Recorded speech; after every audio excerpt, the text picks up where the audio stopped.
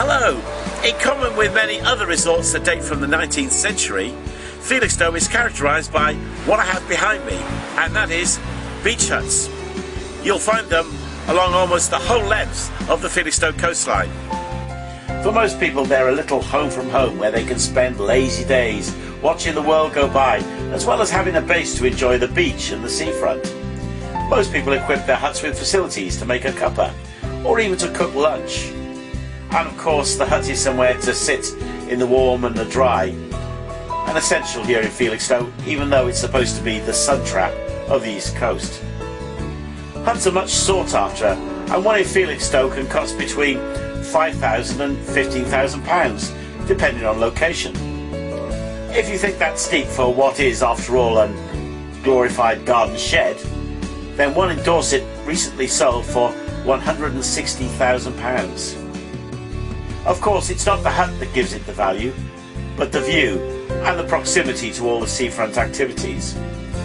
Owners still have to pay Suffolk Coastal for their pitch, and in addition there are maintenance fees as well as annual moving fees for those huts that need to be moved back in the winter. So why is it that traditional resorts like Felixstowe have beach huts? Well, their history goes back some 250 years. The whole phenomenon of seaside resorts began because doctors started to extol the virtues of sea bathing. This led to the development of large resorts like Brighton that allowed the wealthy to go and enjoy the health benefits of the coast, and of course other facilities began to develop around these. This was followed by other resorts on the south coast and here on the east coast. But these were the days when it was considered unseemly to bathe in the sea in public, and this gave birth to the bathing machine. These were horse-drawn carriages that reversed into the sea and allowed the bather to change and to descend into the water with maximum privacy. There were usually separate men and women's bathing machines. Bathing machines even got the royal approval. Well, in 1789, George III took a dip in the sea at Weymouth. Bathing machines characterised Felixstowe from the earliest days of the resort. This photo was taken around 1880. However, at the end of the 19th century, people began thinking that if they could have their own private changing room to bathe from, then why not have a private space to enjoy the beach, as well as shelter from the wind and, well, the rain. They began to erect huts similar to fishermen's huts along the coast. Here are a number of early postcard pictures of Felixstowe with their beach huts. Many of these would have been owned by the local hotels for use by their guests.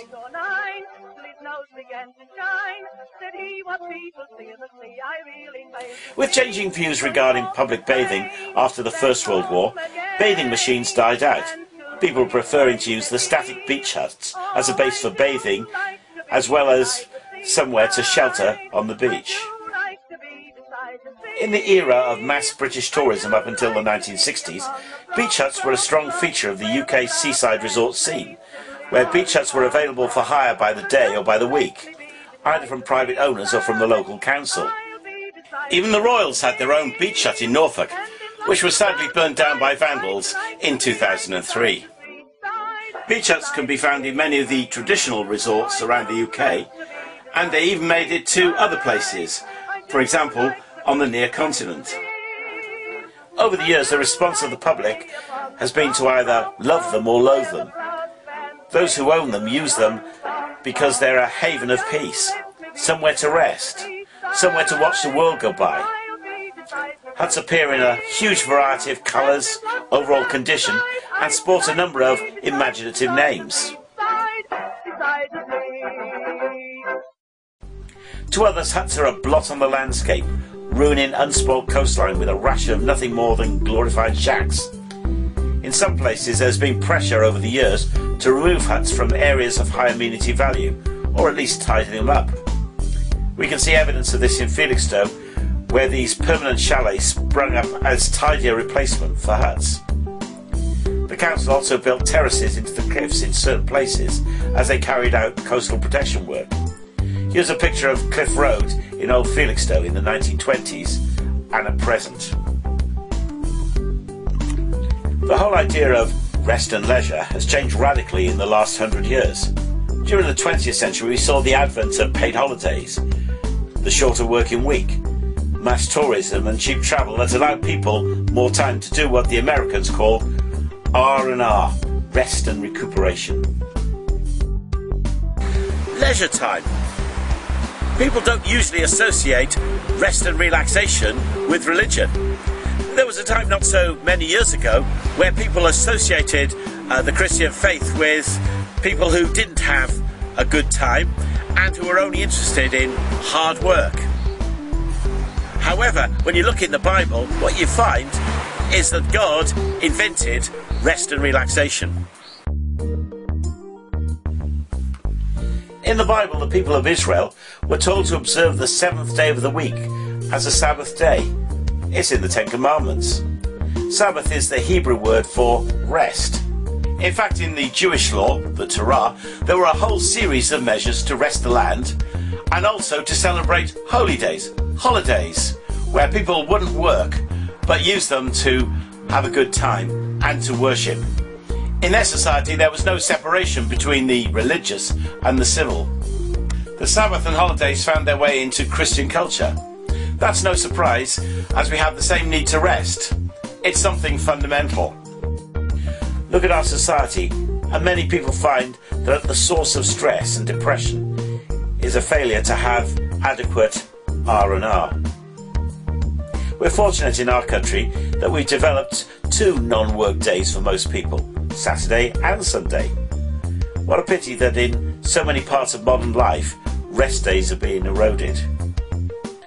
There was another purpose why God commanded a rest day, a Sabbath. That was that it gave people time to stop and reflect on who they were, and on life, and on God, to worship Him, to give Him thanks for the good things in life, and to ask His help for the things that were not so good, and to ask the fundamental question, where's my life going? Because without God, the answer is nowhere.